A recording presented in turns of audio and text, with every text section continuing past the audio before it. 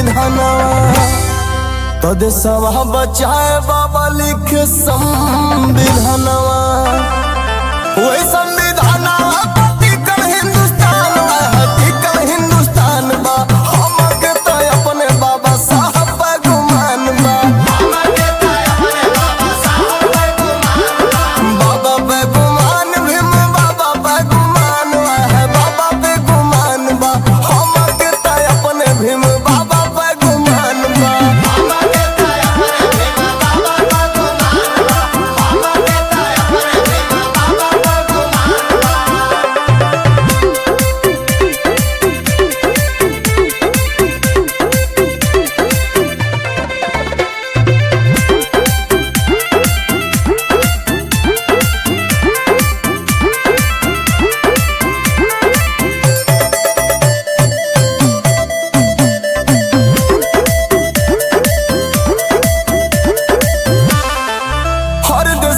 खातिर बाबा गहिल बहरवा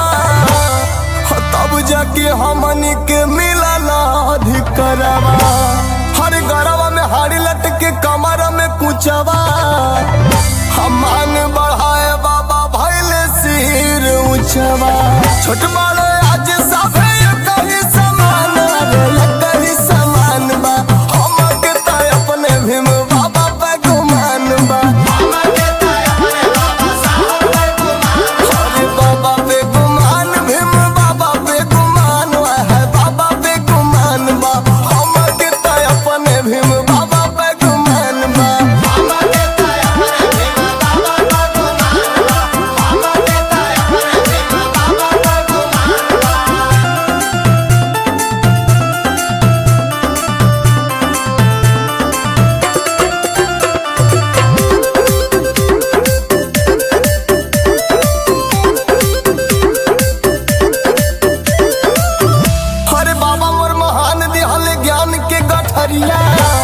शिक्षा से दूर होई जिंदगी के